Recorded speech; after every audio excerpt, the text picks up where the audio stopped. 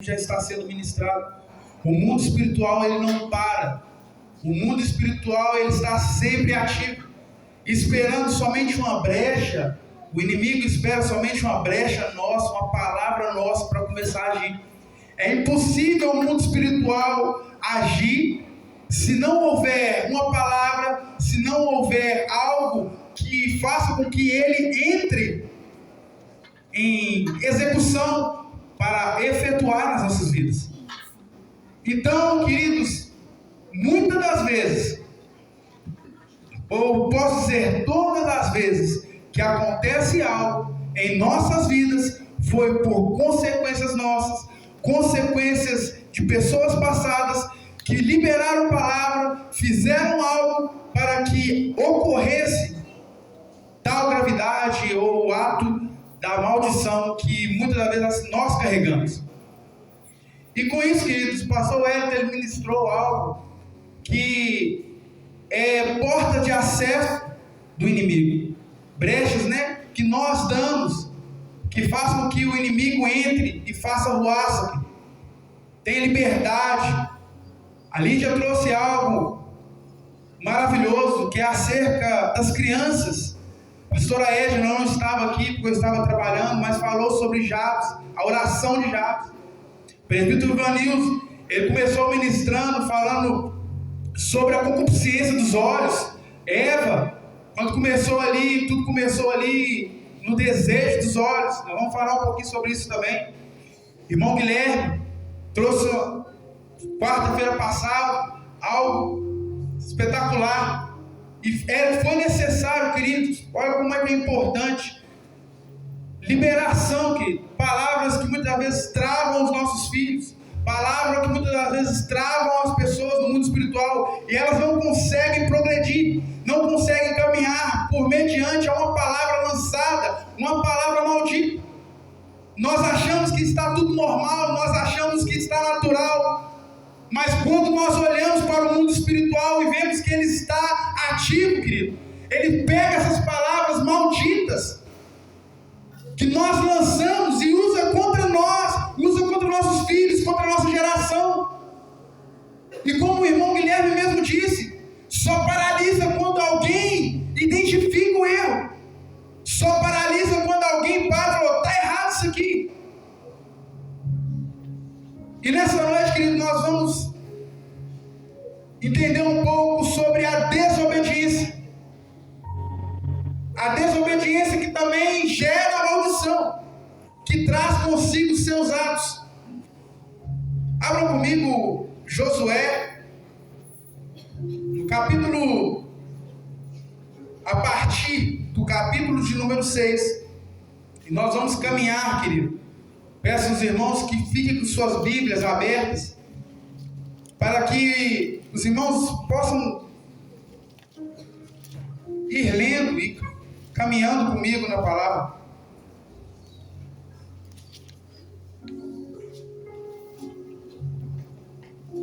Amém? Amém. Vou pegar a Bíblia, que essa letra é pequena, queridos. Eu estou sem óculos. A partir do versículo 1, depois nós vamos pulando aí para frente. Todos acharam? Amém. Josué capítulo 6, a partir do versículo 1, nós vamos ler versículo 1, 2 e 3. Então Jericó estava firmemente fechada por causa dos filhos de Israel. Ninguém saía, ninguém entrava. E o Senhor disse a Josué: vê, tenho dado na tua mão Jericó, e o seu rei, e os homens fortes e valentes. Vós rodeares a cidade, todos vós, homens de guerra, e andareis ao redor da cidade uma vez. Assim fará tu por 6 dias. E 7 sacerdotes carregarão diante da arca 7 trombetas de chifre de carneiro, e no 7º dia rodeareis a cidade 7 vezes, e os sacerdotes soprarão as trombetas.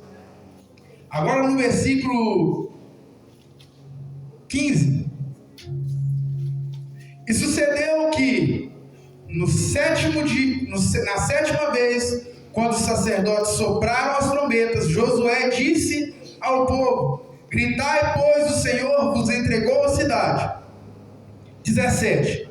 E a cidade será amaldiçoada diante do Senhor, ela e tudo que nela está.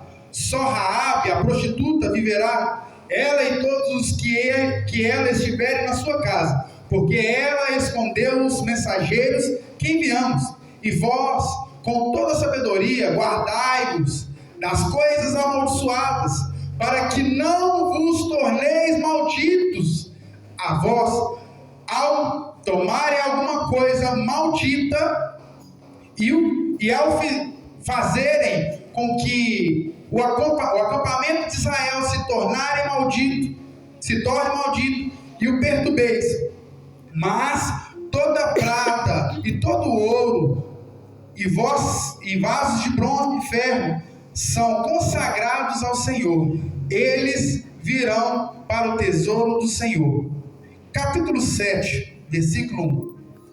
Entretanto, os filhos de Israel cometeram uma transgressão nas coisas amaldiçoadas, pois Acã, o filho de Cami, filho de Zabdi, filho de Zerá, da tribo de Judá, tomou da coisa amaldiçoada, e a ira do Senhor foi acesa contra os povos de Israel.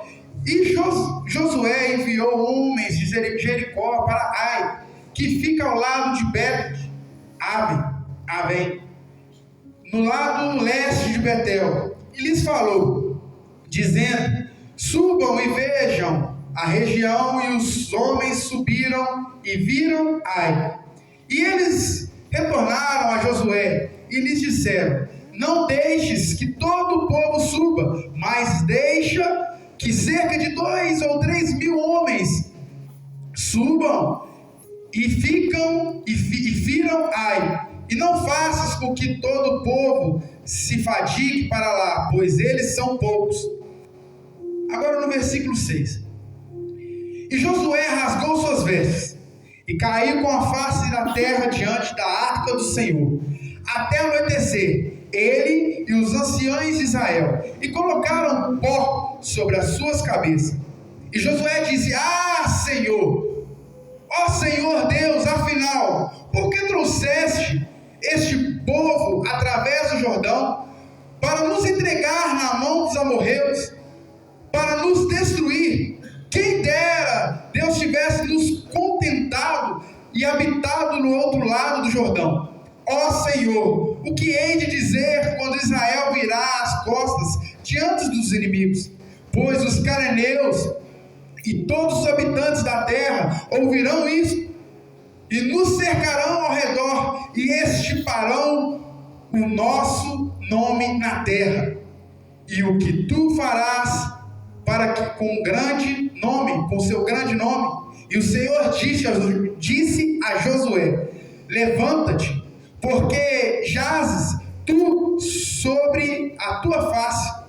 Israel pecou, e eles também transgrediram o meu pacto, que lhes ordenei, pois até mesmo tomaram as coisas amaldiçoadas, e também roubaram e dissimularam, e colocaram entre os seus próprios apetrechos.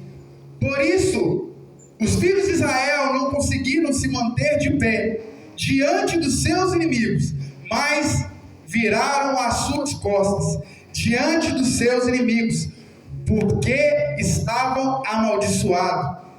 Tampouco continuarei eu convosco, salvo se destruíres o amaldiçoado entre vós.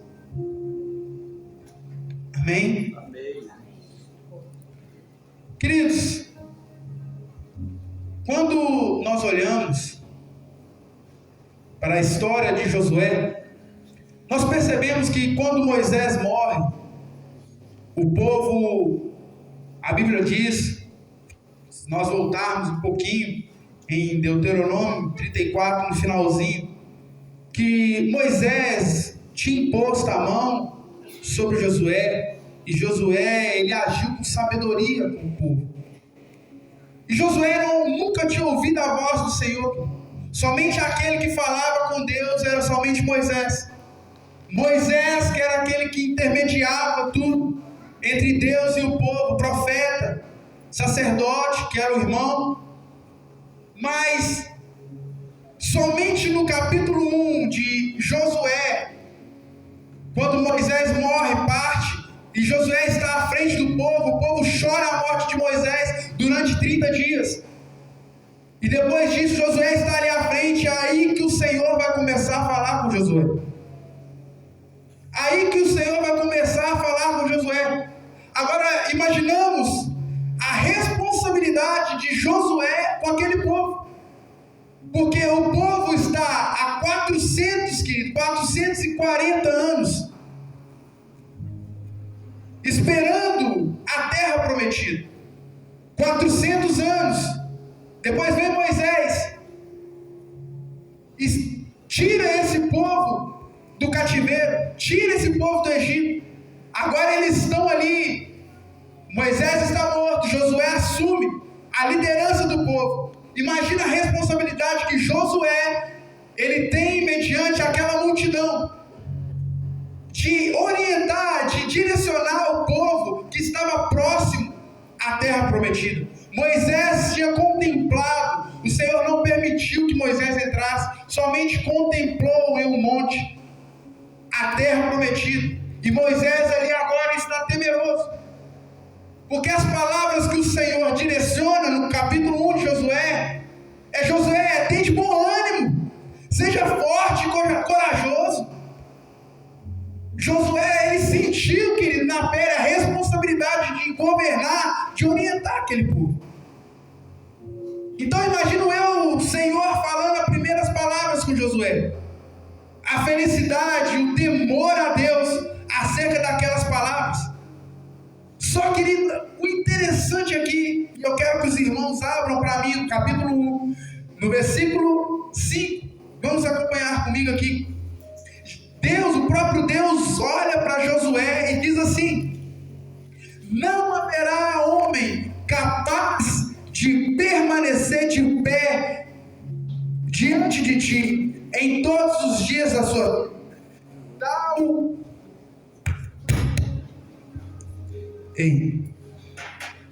Tal como estive com Moisés, assim também estarei contigo.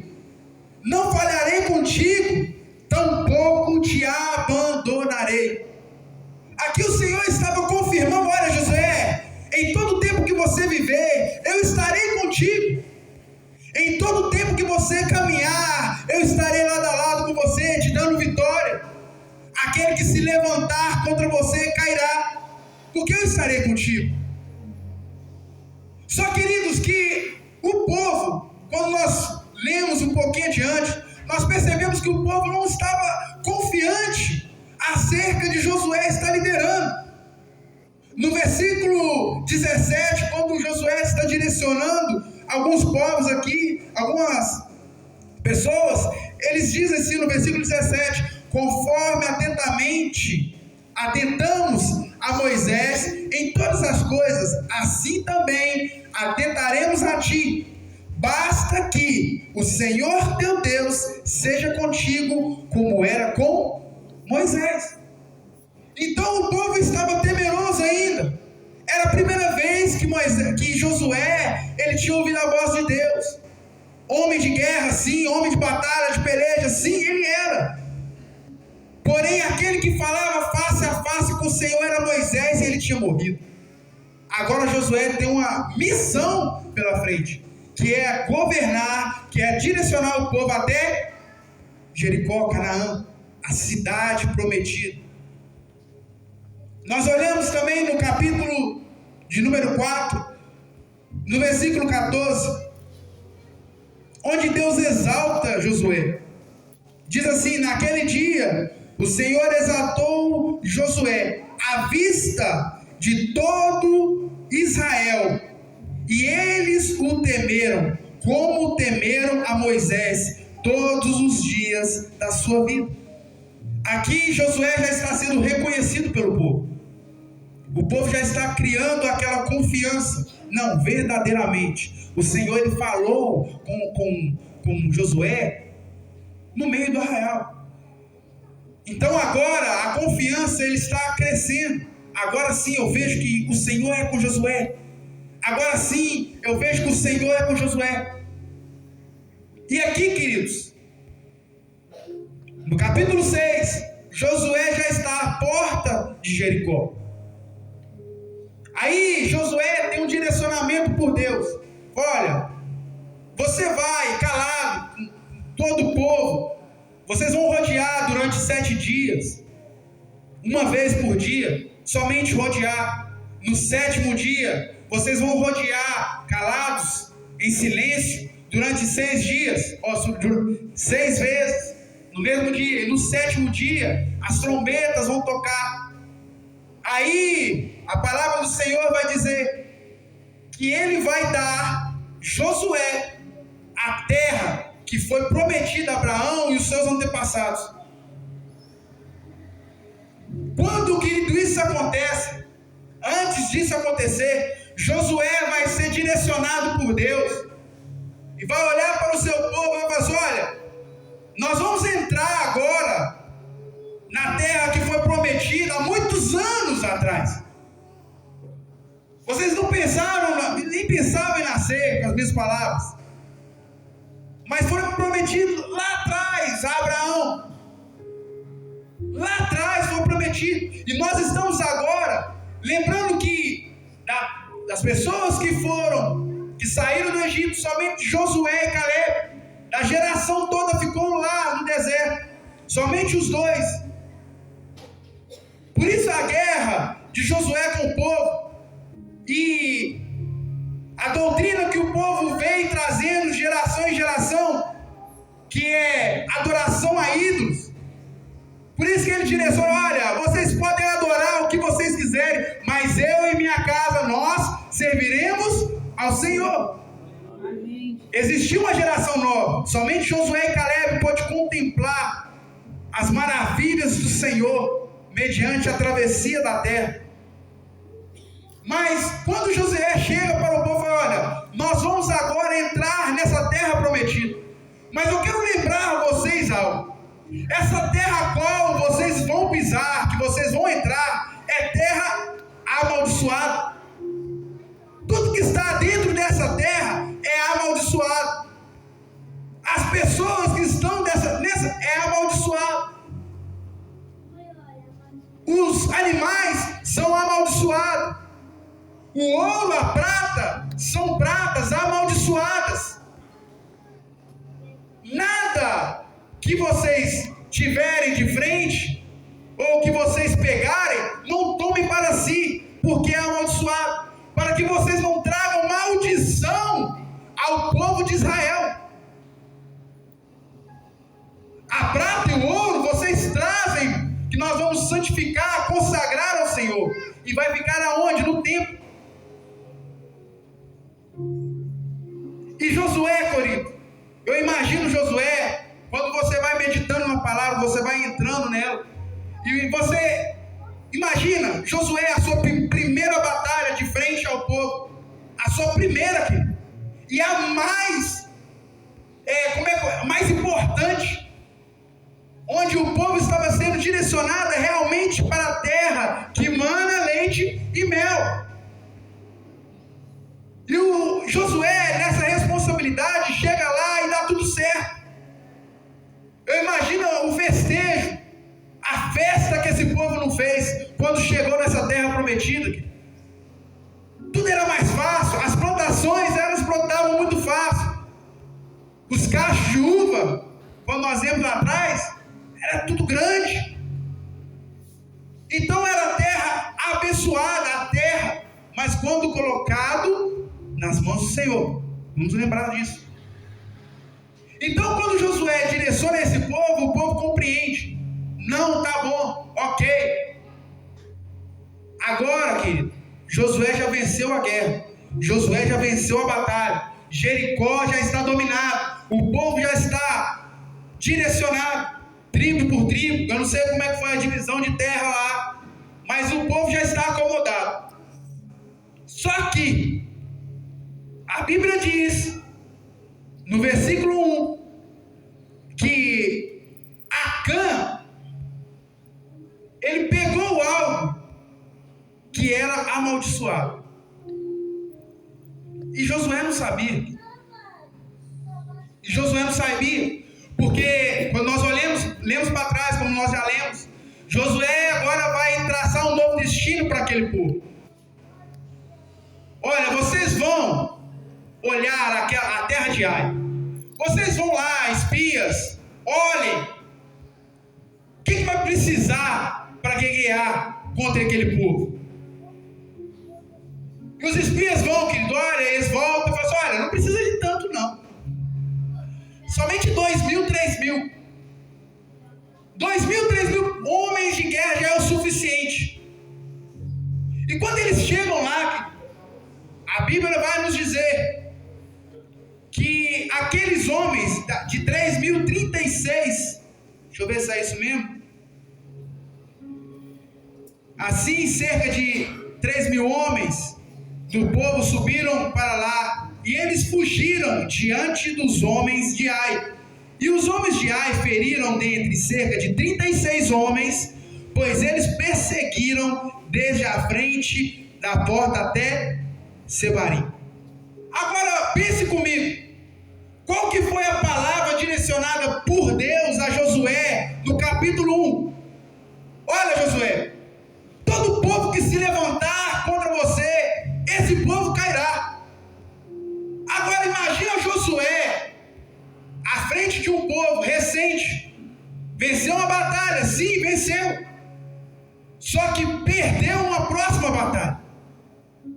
Imagina Josué de frente a esse povo, ele olha, rasga suas vestes diante do Senhor, fala, Senhor, como assim? O que o Senhor falou comigo lá atrás? E agora? O que o povo vai dizer? O povo virará as costas quando os inimigos chegarem. Mais ou menos ele estava dizendo assim, eu não vou ter moral nenhuma para fazer com que o povo lute as guerras do Senhor. Eu não vou ter força alguma nas minhas palavras. Mais ou menos ele estava dizendo isso, para fazer com que o povo lute. Porque Josué não sabia de nada. Aí o Senhor vira-se, Josué, levanta daí. Você não sabe de nada. Você não está sabendo de nada. O povo pecou. A Bíblia não diz que ele direcionou o nome Acã. Não. O povo pecou contra mim. Desobedeceu a minhas palavras. Queridos, Colossenses 3, no versículo 4, vai dizer que a ira do Senhor está sobre os filhos da desobediência. A ira do Senhor está sobre os filhos da desobediência. Tudo começa na desobediência. E quando nós não pararmos para analisar o que nós temos feito, nós vamos ficar debaixo de algo que o Senhor não nos direcionou a fazer. Estar debaixo da desobediência, querido, é estar debaixo da ira de Deus. Não é eu que estou dizendo, é a palavra de Deus. E toda desobediência e todo ato, querido, quando ele é consumado, ele traz consigo as suas consequências. E não tem como fugir disso. É impossível nós fugirmos de algo que nós mesmos estamos plantando. Agora, quem aqui quer ficar debaixo da ira de Deus? Embora nós sabemos que Cristo é aquele que tomou sobre si tudo, o pecado a qual estava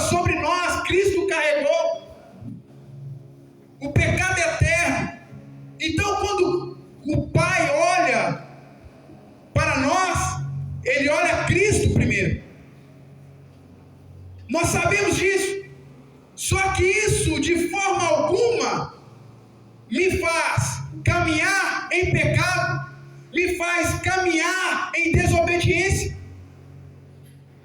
Porque quando nós temos o fruto do Espírito, querido, a carne ela não prevalece sobre nós. Quando nós temos o fruto do Espírito, o que prevalece é o fruto do Espírito, não é o fruto da carne. Porque se a carne está prevalecendo, tem algo errado. Nós estamos debaixo da desobediência.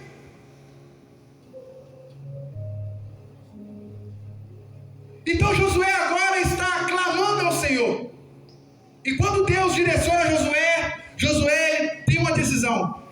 Por quê? Deus falou assim: olha, eu vou estar com vocês se vocês tirarem o amaldiçoado diante de vós. Aí o que Josué faz? Ele vai reunir, primeiro, as tribos. Segundo, as casas. Terceiro, famílias. Quarto, homens por homens. Para saber quem pecou. Alguns historiadores vão dizer que o que Josué usou foi Urim e Tumim, amuleto, sorte, para direcionar esses povos a saber quem pecou contra o Senhor. E nós, olhando para baixo, nós percebemos que da tribo de Judá saiu quem? Acã. Não, o pecador aqui. E Josué diz, versículo 19: Acã, meu filho, eu te rogo, dá glória ao Senhor Deus de Israel e faz uma confissão a Ele, e me diga agora o que fizeste, não escondas de mim. E Acã respondeu a Josué e disse: em verdade pequei contra o Senhor Deus de Israel. Capítulo 7, versículo 20. Em verdade pequei contra o Senhor Deus de Israel. Queridos, há uma diferença tão grande entre um pecado, onde nós temos a consciência dele, e o pecado inconsciente. Há uma diferença tão grande, tão absurda. Eu anotei aqui, só preciso achar. Achei. Hebreus capítulo 10. Vamos lá em Hebreus. Hebreus capítulo 10, versículo 26 e 27. Porque se pecarmos voluntariamente, depois de termos recebido o conhecimento da verdade, já não nos resta mais sacrifício pelos pecados, porém uma expectação terrível de juízo e uma indignação ardente que há de devorar os adversários. Aquele que desprezou a lei de Moisés morreu sem misericórdia, sob 2 ou 3 testemunhas. Com quão maior castigo pensai vós que será julgado, merecedor daquele que pisar o Filho de Deus, e tiver por profano o sangue do pacto com que foi o santificado, e ultrajar ao Espírito da graça, porque conhecemos aquele que disse: a vingança pertence ao Senhor, eu retribuirei, diz o Senhor, e outra vez o Senhor julgará o seu povo. Coisa terrível é cair na mão do Deus vivo. Queridos, é a mesma coisa de eu pegar e olhar para o sacrifício de Cristo e falar assim: olha, eu sei que Ele morreu por mim, eu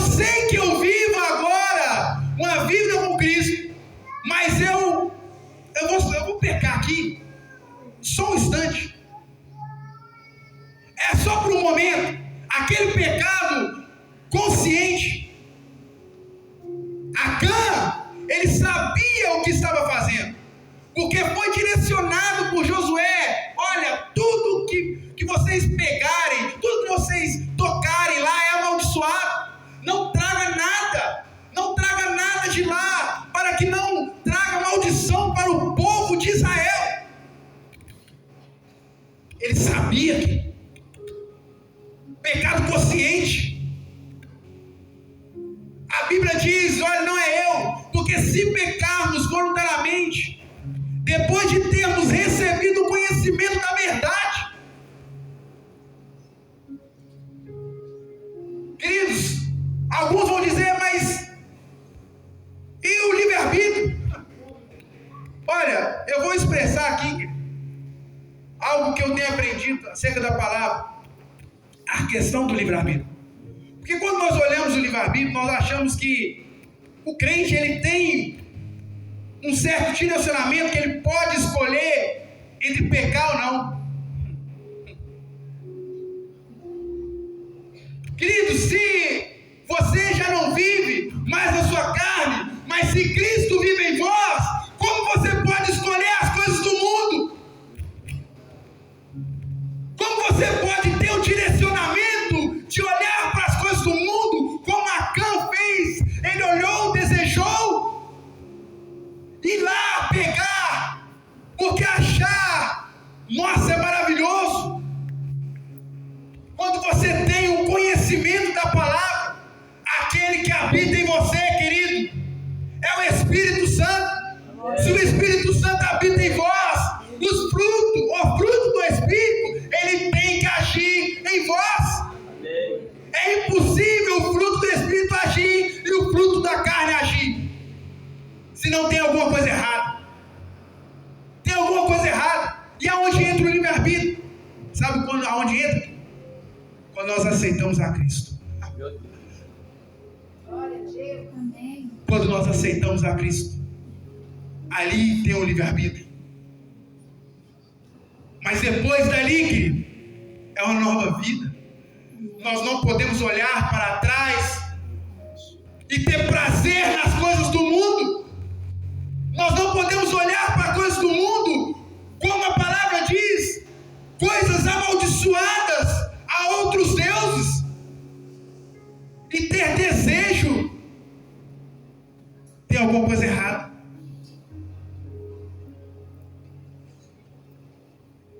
Segundo, pecado da cobiça. O irmão Manizo falou sobre o 1 Pedro, mas eu queria ler outro. João capítulo 2. 1 João, deixa eu ver se é isso. 2, isso, 15 e 16. 1 João 2, 15 e 16.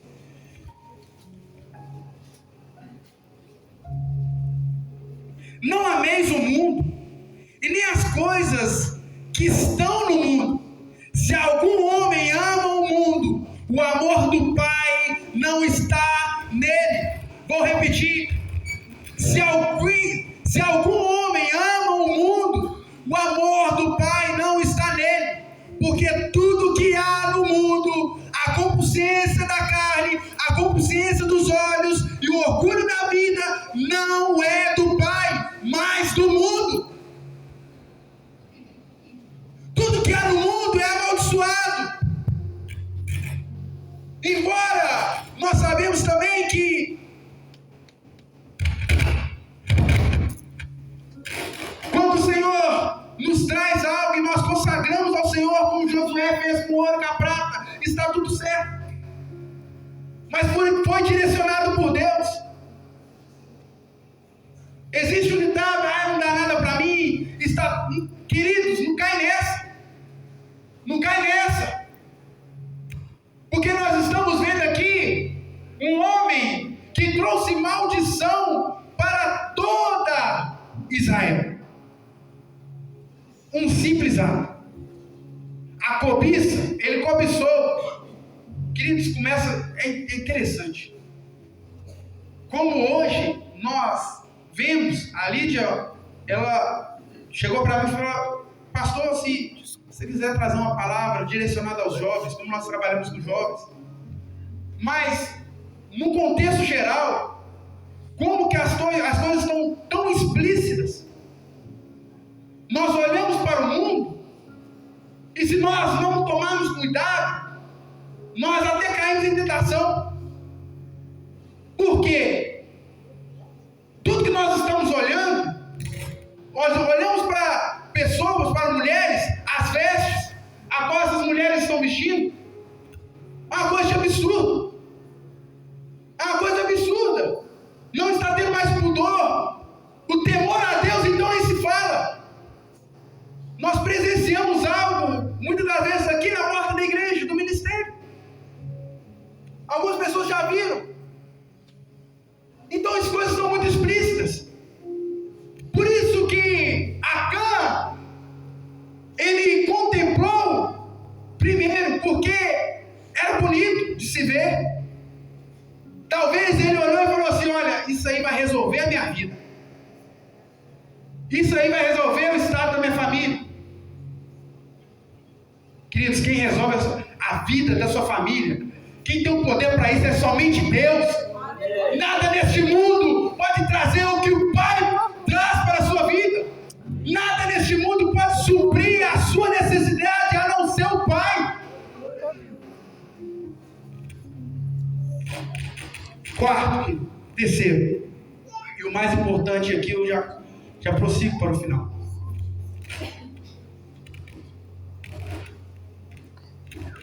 No versículo, deixa eu voltar lá.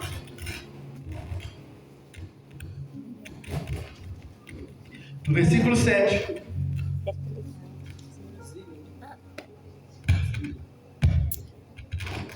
Versículo 21.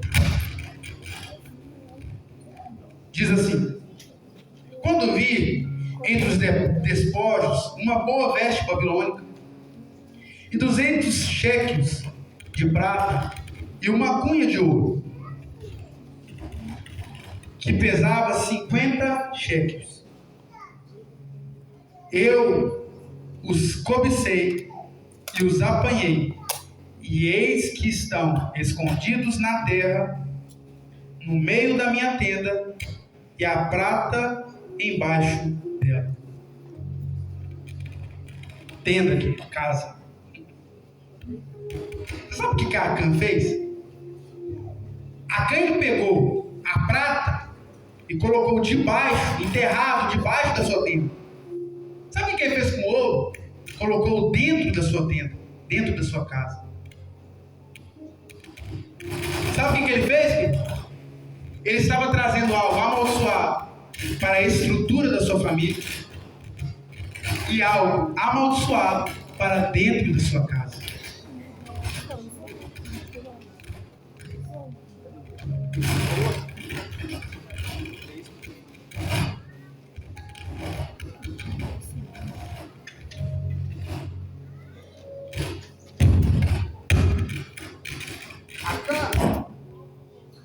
Acã, ele coloca aqui, dentro da sua casa, e na estrutura, ele traz maldição para a estrutura da sua família, e para dentro das suas casas.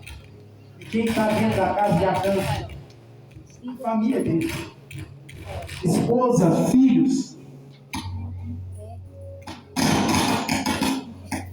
Isso.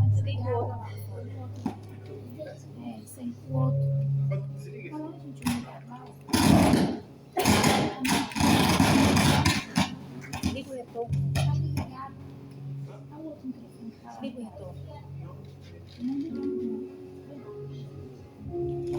Sem fica ligado. Isso. Eu sempre não. Queridos, Acã fez uma coisa terrível. Ele traz algo abençoado para a sua família, para os seus filhos, para a estrutura da sua casa. E por causa do ato a qual Acã fez, toda a sua casa vai ser destruída.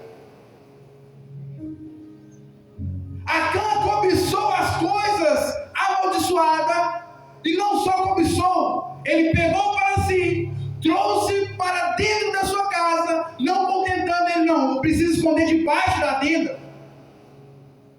Fala de estrutura. Fala de algo que ninguém está vendo. Fala de algo que está sendo estruturado no invisível. Meu Deus. Fala de algo que está sendo tratado onde ninguém está vendo.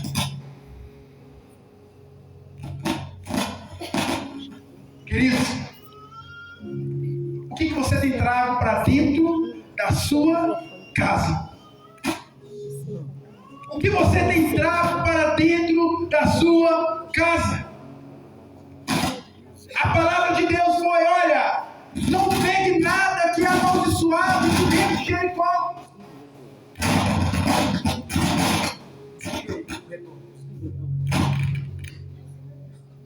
Não traga nada para dentro da sua casa. Não pegue nada de dentro de Jericó, porque é amaldiçoado.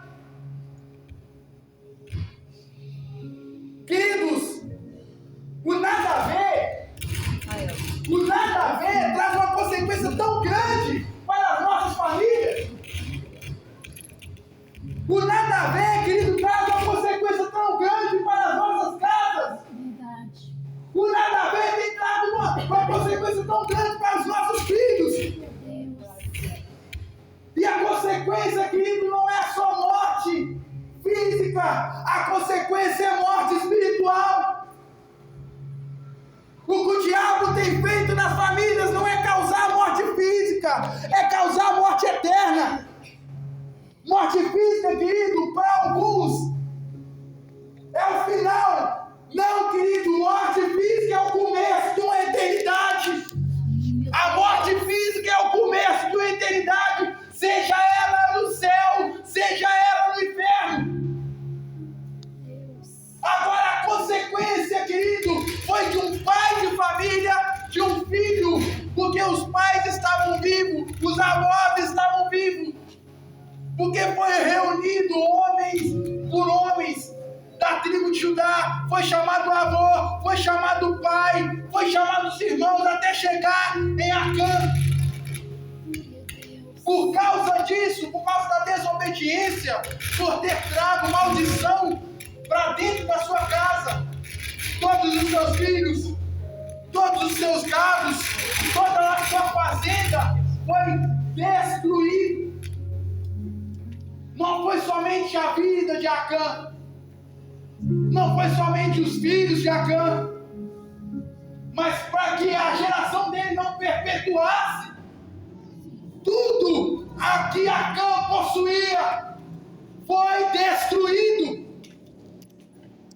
Por causa de desobediência, cobiçando coisas amaldiçoadas, trazendo para dentro da sua casa. E você sabe o que você tem trago para dentro da sua casa, que o Senhor já disse que não é para levar. Nós sabemos, nós temos consciência disso. E muitas das vezes este nada a ver tem trago consequências para a nossa casa.